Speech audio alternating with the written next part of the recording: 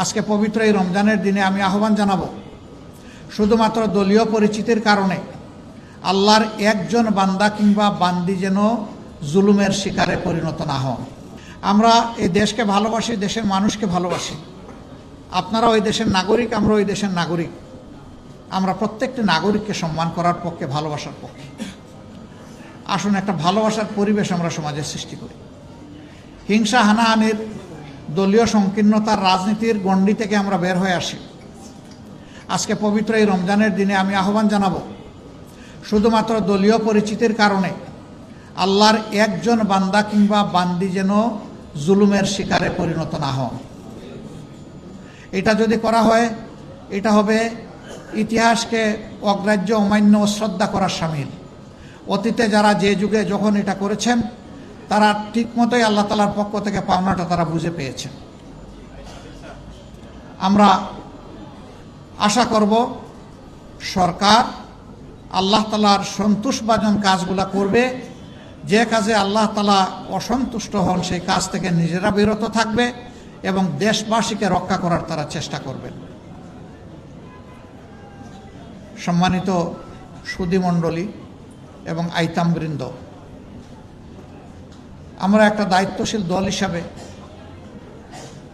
আমরা আল্লাহ তাআলার কাছে দোয়া করি।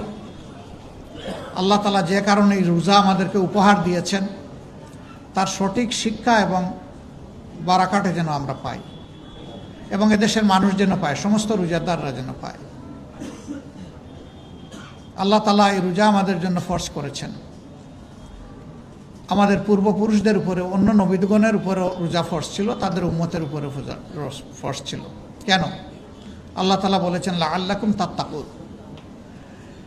এক মাস এই রোজা অনুসরণ করার মাধ্যমে আশা করা যায় তোমরা আল্লাহকে ভয় করার জন্য তোমাদের দিলকে প্রস্তুত করবে, তোমরা আল্লাহকে ভয় করবে, এই নিয়ামতটা তোমরা হাসিল করবে।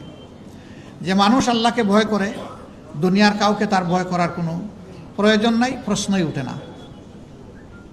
এবং যে মানুষ আল্লাহকে ভয় করে, সেই মানুষ যেমন আল্লাহর হকের ব্যাপারে সচেতন থাকে, তেমনিভাবে সমস্ত মানুষের হকের ব্যাপারে, মাখলুকের হকের ব্যাপারে, সৃষ্টির হকের ব্যাপারে সচেতন। সকলের প্রতি আমার অনুরোধ, মাদ্রাসায় যারা লেখাপড়া করেন তারা বড় সৌভাগ্যবান, তারা কোরআন হাদিস নিয়েই চর্চা করেন। কিন্তু আমার মতো যারা আছে, এই সুযোগ যারা পাই নাই, তাদের প্রতি আমার অনুরোধ, কোরআন নাজিলের এই মাসে প্রতিদিন যদি এক পারা করে বাংলা অর্থসহ কোরআনটা আমরা পড়তে পারি, আমরাই উপকৃত হব, আমরা হেদায়েতের দিশা পাবো ইনশাআল্লাহ। এরপরে আরও চর্চা করেন, আরও গভীরভাবে অনুসন্ধান করেন, তা আরও আপনার কপাল খুলবে। এই কোরআন নাজিলের মাসে কোরআনের সাথে আমরা যেন বন্ধুত্বের সম্পর্ক গড়ে তুলতে পারি। আল্লাহ তাআলা আমাদেরকে এই তৌফিক দান করুন।